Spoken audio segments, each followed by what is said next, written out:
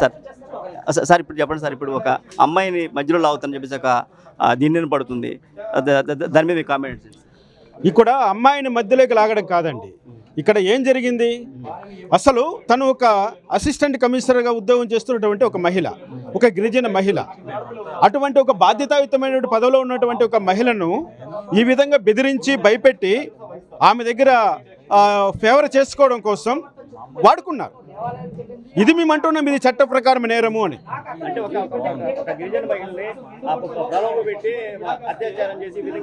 అవును, ఇప్పుడు ఆమెను అత్యాచారం చేసి బెదిరించారా, అత్యాచారం చేసిన తర్వాత తను గర్భవతి అయిందా, ఒకవేళ నిజం చెప్తే నిన్ను నీ బిడ్డను చంపేస్తామని ఏమన్నా విజయసాయి రెడ్డి వాళ్ళు బెదిరించారా, ఈ కోణంలో విచారణ జరగాలి. ఎందుకంటే తను ఒక వ్యక్తికి భార్య, తన భర్త బ్రతికున్నాడు, తన భర్త హెల్త్ అండ్ హేలీ, తను ఒక సొసైటీలో ఒక గౌరవప్రదమైనటువంటి ఒక ప్రొఫెసర్ ఉద్యోగం చేస్తున్నాడు. ఇటువంటి సందర్భంలో ఆమె ఈ విధంగా లొంగిపోవడానికి ఆస్కారం తక్కువ. మా అనుమానం ఏంటంటే, ఒకవేళ ఆమెను రేప్ చేశారా వీళ్ళు ఏమన్నా, రేప్ చేసిన తర్వాత అమ్మాయి తప్పని పరిస్థితుల్లో వాళ్ళకు సరెండర్ అయిపోయిందా, ఆ కోణంలో కూడా విచారణ చేయమని మేము అడుగుతున్నాం.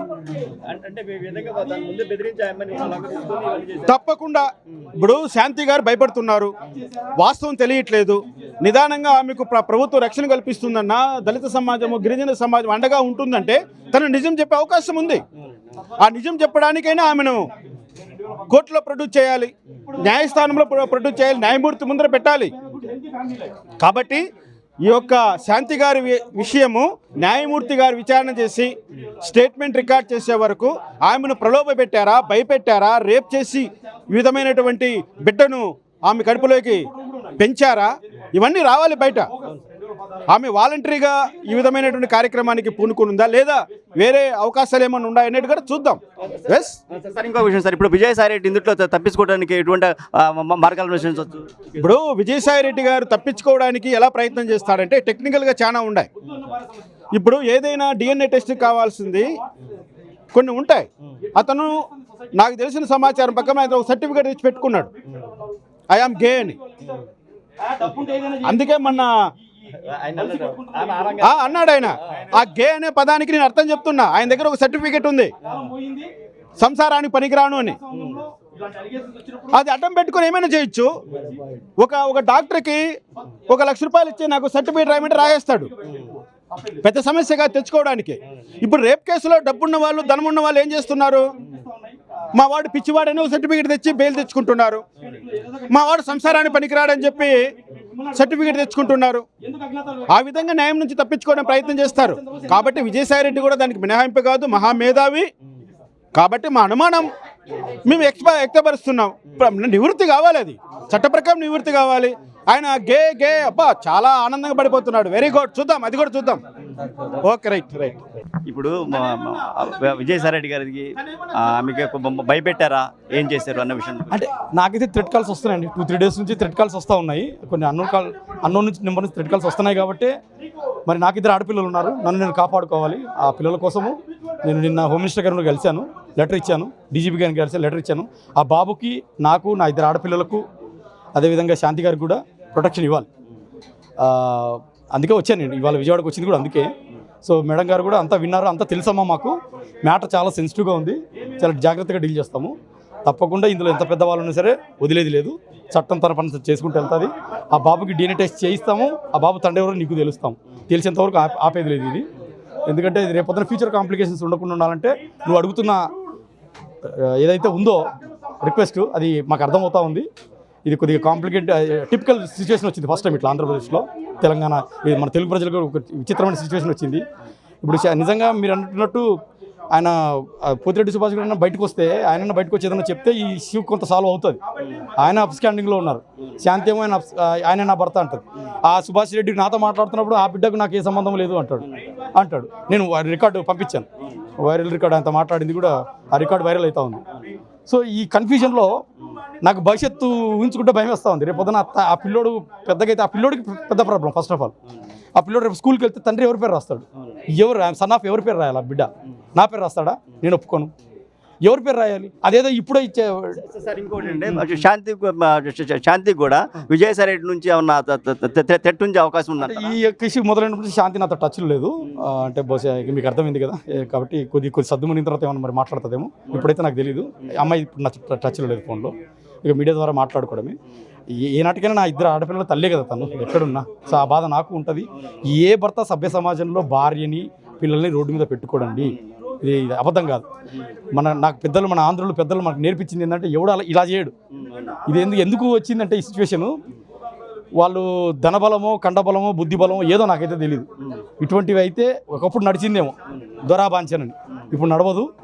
అటువంటిది ఎవరు హర్షించరు. కాబట్టి దీన్ని సీరియస్గా తీసుకొని రేపు పొద్దున మళ్ళీ ఒకసారి ఎవరైనా ఇటువంటిది చేయాలంటే భయపడిపోవాలి. ఓరి నాయన ఒకప్పుడు ఇలా జరిగింది, మనం ఇంకోసారి చేయకూడదు అనేసి ఒక భయం రావాలనేసి ఒక సందేశం కోసం, న్యాయం కోసం, పిల్లోడికి న్యాయం కోసం, నా కోసం, నా పిల్లల న్యాయం కోసం, అందరి కోసం ప్రజల ముందుకు వచ్చాను. ఏదైతే ఇది అవుతుంది. సార్ ఇంతకుముందు మీకు విజయసాయి రెడ్డి గారితో మీతో ఇది ఉందని చెప్పి అన్నారు, కొన్ని అడ్లు కూడా మిమ్మల్ని ఇచ్చేసారు అంటే నాకు శాంతి గారికి 2020లో జాబ్ వచ్చింది, ఫస్ట్ పోస్టింగ్ విశాఖపట్నం. సో ఆమె 2021 ఇక్కడ ఉన్నప్పుడు నేను ఇక్కడే ఉన్నాను, అంటే హైదరాబాద్లో జాబ్ చేస్తున్నాను, వచ్చిపోయేవాను ఎవ్రీ వీక్ పిల్లల దగ్గరికి. ఆ 2021లో విజయసాయి రెడ్డి గారు కల్పించింది సార్ని, అంటే పెద్ద ఆయనగా కనిపించింది. అంటే ఇది మామూలే కదా డ్యూటీ అన్నప్పుడు. ఆయన ఇన్ఛార్జ్ ఎంపీ గారు, ఈమె అసిస్టెంట్ కమిషనర్ ఎండోమెంట్. సో నేను కూడా వచ్చినప్పుడు 4 సార్లు కల్పించింది తను. సో సార్ ఇంకోటి అండి, విజయసాయి రెడ్డి ఆ జాబ్ ఇచ్చినట్టు ఒక వాదన. ఏ జాబ్ అండి? శాంతికి జాబా? అది నాకైతే తెలియదు సార్. నేను విన్నది ఏంటంటే, నాకు ఇప్పుడు కొత్తగా వచ్చిన ఇన్ఫర్మేషన్ ఏంటంటే 2016లోనే తను ప్రాక్టీస్ చేస్తుండగా హైదరాబాద్లో ఢిల్లీకి కొన్ని సంఘాల ద్వారా ఢిల్లీకి వెళ్ళిందని కొందరు నాకు ఇందాక సాక్ష్యాలతో సహా చూపించారు. అది రామకృష్ణ గారు, జడ్జి రామకృష్ణ గారు కూడా చూపించారు. సో దాన్ని బట్టి నాకు కూడా I have a benefit out. నాకు తెలీదు వెళ్ళినట్టు. సో అప్పటి నుంచే మరి ఏమన్నా ఈ పోతిరెడ్డి సుభాష్ లేకపోతే ఈ విజయసాయి రెడ్డి గారితో ఏమైనా పరిచయాలు ఉన్నాయో నాకైతే తెలీదు. It is subject to the putting a SIT special investigation team పెడితే ఏమన్నా మరి ఇన్ఫర్మేషన్ ఏమన్నా బయటకు వస్తుందేమో. ఒకవేళ అక్కడ ఉంటే అక్కడ సంతకాలు పెట్టిండొచ్చు, అక్కడ ఫోటోలు దిగించిండొచ్చు, ఉంటే మరి ఏమైనా జరిగిండొచ్చేమో. నా వరకు అయితే భర్తగా నాకు ఢిల్లీ వెళ్తుంటే మేము చెప్పలేదు ఇప్పుడు, కానీ ఇప్పుడు డిస్కషన్స్ వస్తుంటే వెళ్ళిండొచ్చేమో. సో అందుకే జాబ్ ఎవరికి ఇప్పించారనేది ఐఎమ్ నాట్ షూర్. తనైతే ఎగ్జామ్ రాసింది, మరి అది I cannot comment on that.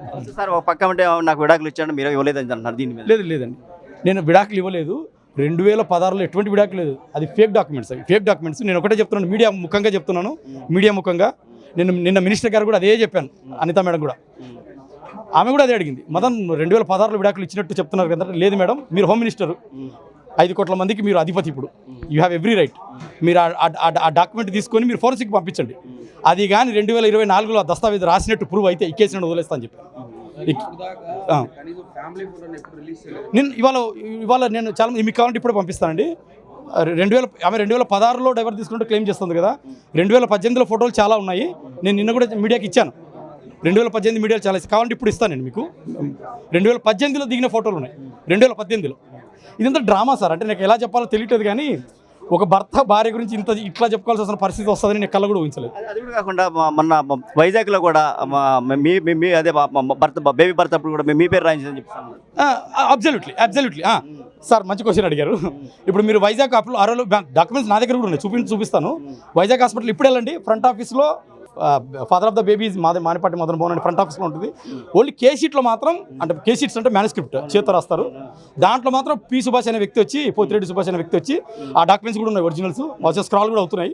అంటే ఇదే కన్ఫ్యూజన్ సార్. ఇక్కడ కన్ఫ్యూజన్ ఏంటంటే వాళ్ళంతా కన్ఫ్యూజ్ క్రియేట్ చేసేసారు. ఈ డ్రామాలు వద్దు, డ్రామాలు ఆపేద్దాం, జనాలను కన్ఫ్యూజన్లో పెట్టొద్దు. ఆ తండ్రిని, ఆ పిల్లని అన్యాయం చేయొద్దు, నన్ను అన్యాయం చేయొద్దు. ఎందుకంటే ఇంత పెద్ద ఆటలో శాంతి నలిగిపోతా ఉంది, నేను నలిగిపోతా ఉన్నా. నిద్ర లేదు, తిండి లేదు.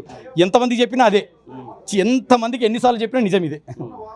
మీరు తిప్పి అడిగినా, పైనుంచి అడిగినా, కింద నుంచి అడిగినా ఆన్సర్ ఇది. DNA టెస్ట్ ద్వారా నేను ఎవరైతే శాంతి గారు చెప్పిన పేర్లు నాకైతే చెప్పిందో అదే పేర్లు నేను రిక్వెస్ట్ లెటర్లు పెట్టాను కమిషనర్ గారికి, గవర్నమెంట్కి. నిన్న హోమ్ మినిస్టర్ గారు కూడా కలిశాను, డీజీపీ గారిని కూడా కలిశాను. వీళ్ళందరినీ కోర్టు ద్వారా DNA టెస్ట్కి పిలిపించి తండ్రి ఎవరో తేల్చాలి. అటు విజయసాయి రెడ్డి గారు కానీ, పోతిరెడ్డి సుభాష్ గారు కానీ, నేను కానీ, ముగ్గురు. ఖుషి ఉన్నారండి. ఇప్పుడు ఆడపిల్లలు అవుతారని చెప్పేసి ఒక మాట అన్నారు. ఆడపిల్లలు ఒక ఆడపిల్లని, ఒక గిరిజన మహిళ లావుతారని ఒక అపోహ వస్తుంది. తన నా భార్య అండి. ఏ భర్త కూడా భార్యని ఇట్లా రోడ్డు మీద పెట్టుకోడు. నాకు ఇద్దరు ఆడపిల్లలు ఉన్నారు, కూతురు. ఎగ్జాక్ట్, నాకు అన్యాయం జరిగింది కాబట్టి, ఇంత కన్ఫ్యూజన్ క్రియేట్ అయింది కాబట్టి ముందుకు వచ్చాను. ఇంత కన్ఫ్యూజన్ క్రియేట్ అయింది కాబట్టి ముందుకు వచ్చాము. ఏ భర్త ఇద్దరు ఆడపిల్లల తల్లిని ఇట్లా రోడ్డు మీద తెచ్చుకోడు. ఇది ఇట్లా విపరీతంగా విశృంఖలత్వం రాజ్యం వెళ్తుంది కాబట్టి దానికి ఆన్సర్ దాని క్వశ్చన్కి ఆన్సర్ కావాలంటే ఇట్లా మీడియా ముందుకు వచ్చాము. కోర్టును కూడా ఆశ్రయిస్తాం. విజయసాయి రెడ్డి వల్ల మీకు థ్రెట్ ఉందంట. థ్రెడ్ కాల్స్ అయితే వస్తున్నాయి కొన్ని అన్నోన్ నెంబర్స్ నుంచి. ఆ భయంతో నిన్న హోమ్ మినిస్టర్ గారిని కూడా కలిసాము, రిప్రజెంటేషన్ ఇచ్చాము, సెక్యూరిటీ అడిగాము. సో థ్రెడ్ కాల్స్ అయితే వస్తున్నాయి. దానివల్లనే నిన్న మేడం గారు కూడా చెప్పారు తప్పకుండా మీకు సెక్యూరిటీ ఇస్తాము, బాబుకి నీకు ఆ ఇద్దరు ఆడపిల్లలకు కూడా, శాంతి గారు కూడా ఇస్తాము. ఎందుకంటే ఇందులో నిజం నిగ్గు తేలేంత వరకు వదిలేది లేదు. తప్పకుండా DNA టెస్ట్ వరకు కూడా మేము వెళ్తాము, ఎక్కడ వెనకాడేది లేదు. చట్టం తన పని తను చేసుకుంటూ పోతుందని మేడం అనిత గారు, హోమ్ మినిస్టర్ గారు కూడా హామీ ఇచ్చారు. Thank you.